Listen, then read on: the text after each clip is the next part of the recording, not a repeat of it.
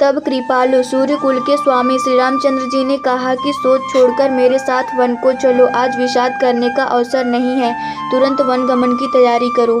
श्री रामचंद्र जी ने प्रिय वचन कहकर प्रियतमा सीता जी को समझाया, फिर माता के पैर लगकर आशीर्वाद प्राप्त किया। माता ने कहा, बेटा जल्दी लौटकर प्रजा के दुखों को मिटाना और यह निठुर माता तुम्हें भूल न जाए। हे विधाता, क्या मेरी दशा फिर पलटेगी?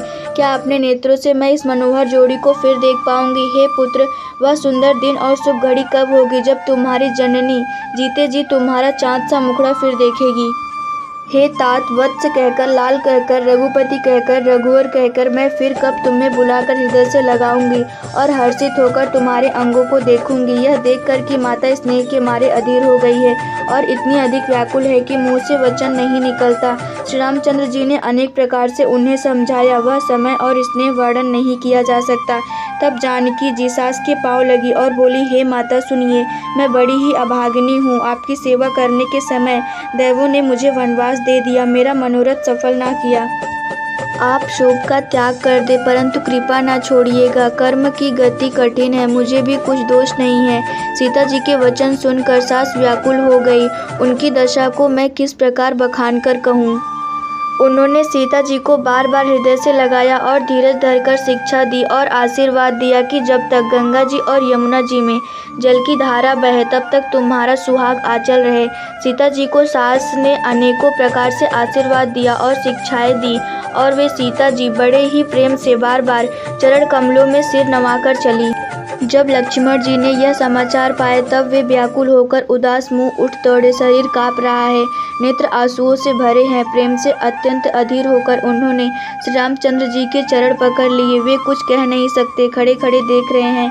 ऐसे दीन हो रहे हैं मानो जल से निकाले जाने पर मछली दीन हो रही हो।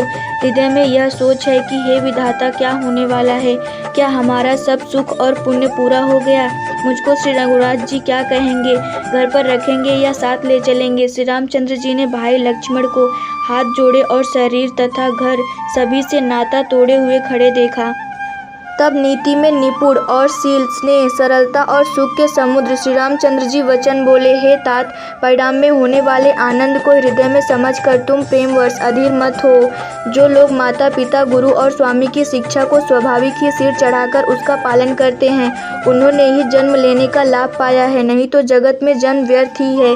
हे भाई, हृदय में ऐसा जानकर मेरी सीख सुनो और माता पिता के चरणों की सेवा करो।